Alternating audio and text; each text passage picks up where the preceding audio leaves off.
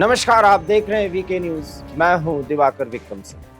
लगता है कनाडा के प्रधानमंत्री जस्टिन ट्रूडो अब नहीं सुधरेंगे, क्योंकि उन्होंने ठान लिया है कि उन्हें सुधरना ही नहीं और भारत के खिलाफ जहर उगलना है, अपने मंत्रियों से जहर उगलवाना है और खुल के और जम करके खालिस्तानियों का साथ देना है। ये उन्होंने प्रण ले लिया है और अगर वो ऐसा कर रहे हैं तो आप समझ सकते हैं कि वो एक नौसिखिया प्रधानमंत्री हैं और दूसरों के टुकड़ों पर पलते हुए वो एक प्रधानमंत्री के पद की गरिमा को तार तार कर रहे हैं।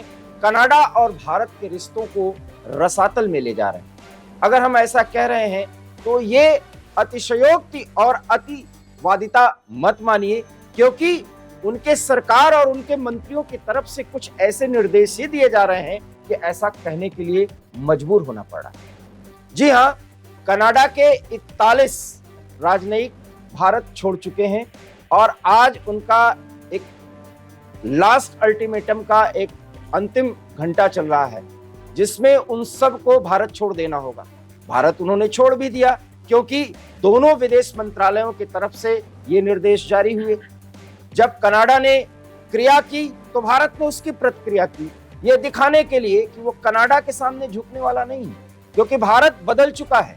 21वीं शताब्दी का भारत बराबरी के आधार पर संबंध को बनाता है और अगर कोई बिगाड़ने पर तुलता है तो फिर उसको उसी भाषा में जवाब भी दिया जाता है। खैर, 41 राजनयिक लौटे, उनको लौटाया गया। इसके बाद वहां के विदेश मंत्री मेलानी ने एक बड़ा बयान दिया।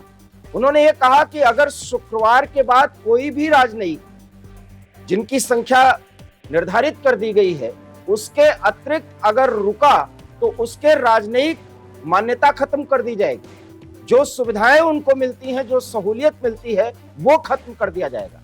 अपने ही अधिकारियों, राजनयिक अधिकारियों के खिलाफ कनाडा का ये बयान। बात यही तक होती तो ठीक। आगे भी विदेश मंत्री ने कहा कि दिल्ली को छोड़ करके जो वाणिज्य दूतावास के तौर पर कनाडा के लोगों को सहूलियत और भारत के लोगों को सहूलियत देने के लिए अन्य जगह पर कॉन्सुलेट्स खुले हुए हैं, वहां अस्थायी तौर पर काम बंद है।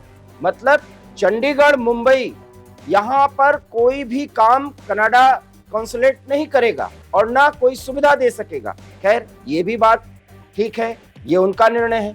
आगे उन्होंने कहा कि कनाडा में जो लोग चाह रहे हैं कि वो भारत जाएं या भारत गए हुए हैं, वो भारत पहुंचते ही अनजान लोगों से बात न करें, क्योंकि कनाडाइयों का विरोध हो सकता है भारत में। भारत की छवि को धूमिल करने या भारत को किस तरह के देश के तौर पर कनाडा प्रस्तुत करने की कोशिश कर रहा है, आप देख लीजिए।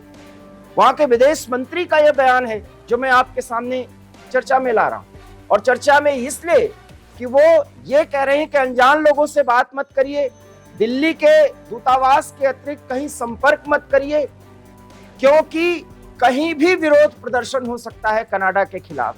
और वो नागरिक जो आम लोगों से घुल मिल रहे हैं भारत में जाकर के, वो बिल्कुल घुले मिले ना, क्योंकि कनाडाई नागरिकों के साथ सौतेला व्यवहार हो सकता है, गलत व्यवहार हो सकता है, दुर्व्यवहार हो सकता है।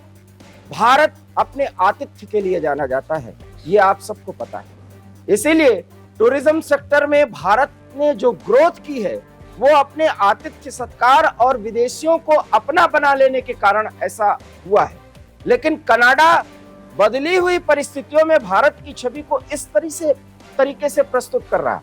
ये आप देख सकते हैं विदेश मंत्रालय की तरफ से, कनाडाई विदेश मंत्रालय की तरफ से ये जो बातें कही गई हैं, वो भारत की छवि यमन या सीरिया जैसे देशों के बनाने की कोशिश की जा रही है, या भारतीयों को इतना गैर जिम्मेदार या नासमझ बताने की कोशिश की जा रही है, या ये बताने की कोशिश की जा रही है कि भारत के शहरों में जहां भी कनाडाई नागरिक घूमने के लिए जाते हैं वहां के लोग अराजक हैं। यही सब बताने की कोशिश की जा रही है। इसीलिए कहा जा रहा है कनाडा की तरफ से कि वो ज्यादा लोगों से घुले मिले ना अगर भारत जा रहे हैं। सवाल यह है कि किसी भी कनाडाई को अगर वो भारत आना चाहता है तो सहृदयता से भारत उसका स्वागत करेगा। लेकिन कनाडा के विदेश मंत्री को गलतफहमी है कि वो भारत इतना उतावला है कि हर कनाडाई का स्वागत करने के लिए तैयार है। भारत उस कनाडाई का स्वागत जरूर करेगा, कनाडाई नागरिक का, जो भारतीयों का सम्मान करता है। यह समय बदल चुका है। ये अंग्रेजी मानसिकता जो अभी तक रही है पश्चिमी देशों की, अगर कनाडा उस फहरिस्त में अपने को शामिल रखना चाहता है तो वो गलतफहमी में जिए। लेकिन जिस तरीके से वहां के विदेश मंत्रालय की तरफ से यह बयान दिया गया, आप इसको समझ सकते हैं। बहुत ही साधारण शब्दों में मैं इस बात का जिक्र कर रहा हूं आपके सामने, और वो ये कि कनाडा का विदेश मंत्रालय, और आप समझ सकते हैं कि विदेश मंत्रालय की तरफ से अगर बयान दिया जा रहा है तो कनाडा के प्रधानमंत्री या प्रधानमंत्री कार्यालय से वो जरूर निर्देशित हुआ होगा। इसीलिए हम ये कह रहे हैं कि ट्रूडो पूरी तरीके से अब रास्ते से भटक चुके हैं।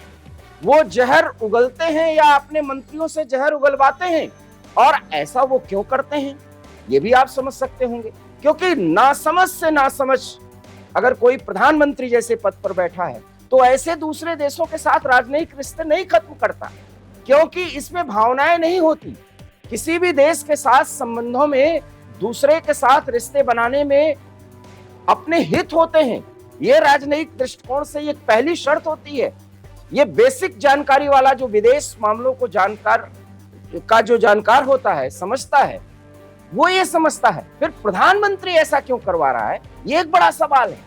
तो इसलिए हम कह रहे हैं कि जस्टिन ट्रूडो एक ऐसे प्रधानमंत्री हैं जो खालिस्तानियों की गोद में खेल रहे हैं, और उनके तरफ से दी जा रही सहायता को वो अपनी पार्टी को बढ़ाने, मजबूत करने के लिए उसकी सहायता लेते हैं, और वो जो शर्तें लाते हैं खालिस्तानी, उसको मानने के लिए मजबूर है, क्योंकि उनके पार्टी का वजूद ही उसी पर टिका हुआ है। और ये बात साबित हो चुकी है।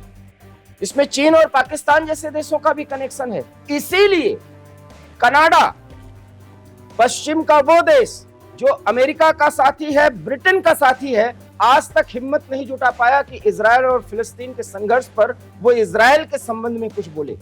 आप देख सकते हैं अभी तक जस्टिन ट्रूडो का कोई बयान नहीं आया। वो इतने दबे हुए हैं क्योंकि खालिस्तानियों का संबंध पाकिस्तान से है, चीन का भी कनेक्शन है, और ट्रूडो पर दबाव पड़ता है, वो चुप और मजबूर हो जाते हैं। लेकिन भारत के खिलाफ उनको जहर उगलना है, क्योंकि इसी बिना पर उन्हें इतनी बड़ी सहायता, धनराशि की सहायता मिलती है जो वहां खालिस्तानी उनको करते हैं। और इसीलिए विदेश मंत्रालय की तरफ से विदेश मंत्री खुद बैठ करके ये प्रेस ब्रीफिंग में कह रही हो कि भारत जाकर के अनजान लोगों से मत मिलिए, क्योंकि भारत में विरोध, और वो भी कनाडा के खिलाफ विरोध का जो स्वर है वो कहीं भी ऊंचा हो सकता है, कहीं भी विरोध की स्थिति पैदा हो सकती है। इसलिए कनाडाई नागरिक भारत न जाएं, इनडायरेक्ट तरीके से ये कहा गया। हालांकि उन्होंने न जाए शब्द नहीं इस्तेमाल किया, लेकिन इतना डरा दिया अपने नागरिकों को, इतनी बातें कह दी गई, भ्रामक प्रचार कर दिया गया कि भारत को एक अराजक देश बताने की कोशिश कर दी गई।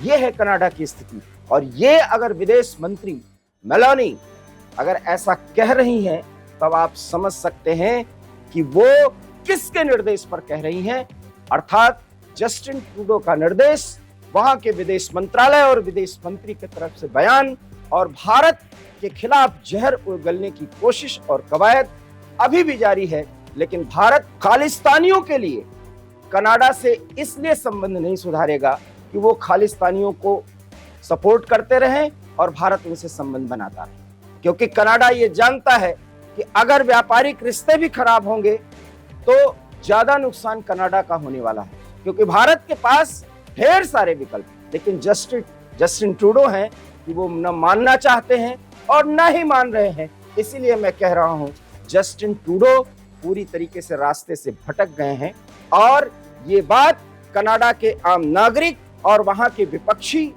दल के कई नेता अब ये कहने लगे हैं, जानबूझकर जस्टिन ट्रूडो भारत के साथ संबंध खराब कर रहे हैं, करवा रहे हैं, और जब तक वो रहेंगे भारत और कनाडा के संबंध बेहतर हो ही नहीं सकते। हमारे इस खबर पर आपकी क्या राय है, अपनी प्रतिक्रिया जरूर दीजिए। फिलहाल मुझे दीजिए इजाजत, नमस्कार।